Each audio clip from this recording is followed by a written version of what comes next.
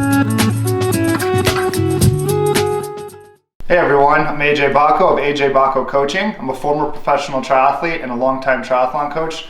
I'm here to run you through how to do a swim cord workout. So what you're going to need is swim cords. These are from stretch cords. Notice how they have the paddles on the end of them. I think these are ideal for this type of workout, but there's other manufacturers that just have a bar here. If you have the ones that just have a bar style handle, you don't want to grab that with a closed fist. You're going to want to have your hand open just like you're swimming. Also notice that these are green. That's a middle resistance for this brand. There's typically different colors that have different resistance levels.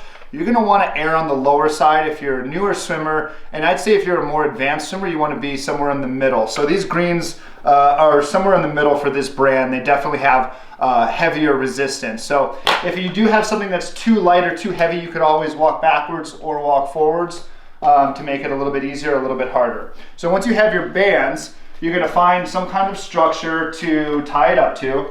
So I'm going to use this pole here. For this, I'm just going to go around just like that and kind of walk backwards so I have a little bit of resistance.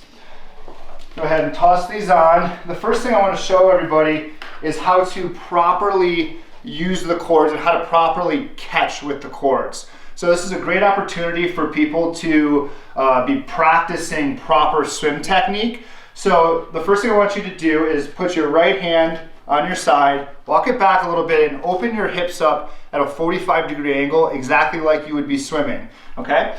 So bend at the waist and put your cheek on your shoulder, okay? So your left arm is out and your cheek is resting on your shoulder right here, and your right arm is kind of resting behind your hip, okay? The movement here is from the elbow to the hand. So notice my shoulder is not moving, okay?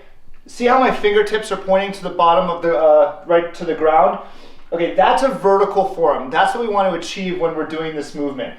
So notice that my shoulder to my elbow doesn't move and my fingertips are pointing towards the ground. Okay, that is a proper catch. Looking at it from the right side, same thing. Open your hips up the opposite direction, bend at the waist, and again, I'm getting my fingertips down without moving my shoulder. Notice my shoulder does not move at all. Okay, this is a proper catch. Okay, it's a little bit challenging to do this movement. You should feel this in your lat muscle. For people that aren't great at using this movement, it's going to feel a little awkward. So I would start by just practicing this movement and feeling more comfortable with it.